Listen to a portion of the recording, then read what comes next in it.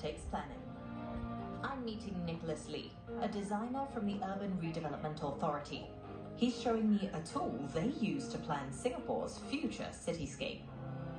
ePlanner is a very powerful platform that allows us to integrate over 200 data sets of information that's useful for planning and urban design.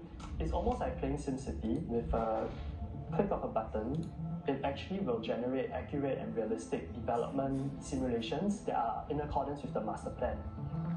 So Nicholas showed me the ePlanner tool, which also blew my mind, just because it creates a replica of Singapore. So every tree has been surveyed and mapped out, so this is quite an accurate depiction of the trees that are on site. And what it does is it helps you to scope and also to assess building planning, air flows, traffic flows, people flows. Just seeing how they're utilizing technology is remarkable. One plan that's come to life in Singapore is the new Bidadari estate. The area was a cemetery, but has been resurrected as a housing estate with a public park at its core. Professor Cheong Kun Hien oversaw the planning and redesign of Bidadari when she was the chief of the Housing and Development Board. Bidadari actually is a reflection of the challenges we have in planning Singapore. We had to put in a new town, which is highly dense, into quite a small space. So we started by asking, so what is Bidadari about? A lot of people think that it's a cemetery, but if you go back in history, Bidadari actually had a beautiful alcove garden here many decades ago. So the idea of putting in a regional park became the central theme of this master plan. I think people need greening, they need parks, especially in a very dense city, because it provides respite and a getaway feeling for relaxation and recreation. The Bidadari project makes room for green, open spaces through efficient use of land. The lake isn't just for recreation.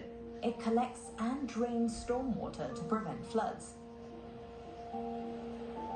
The housing blocks are densely packed, yet positioned to maximize wind flow, reducing urban heat and keeping residents comfortable. When we developed Bidadari, I think many of the bird watchers were very concerned that the birds would disappear. So what we did was we planned the park very carefully, and we worked with Nature Society and the bird watchers and made sure that we actually preserve many of the mature trees that are here. So as a result, the birds came back, and so did the bird watchers. We need to provide housing, which means we need to use up land. But people who love nature do not like the fact that a lot of the greenery may have to be removed. So again, it's about bringing stakeholders together to try to understand these tension points and come to some conclusion where we can strike a good balancing act. I think Singaporeans are a tricky bunch to please. You know, we want the best of everything. You're never going to please everybody. But I think the government's doing a pretty good job of trying to check all the boxes. If you look at the most beautiful urban landscapes in the world, a lot of them were city-states because they had to be good at what they did. If you have limited land, how do you use it efficiently?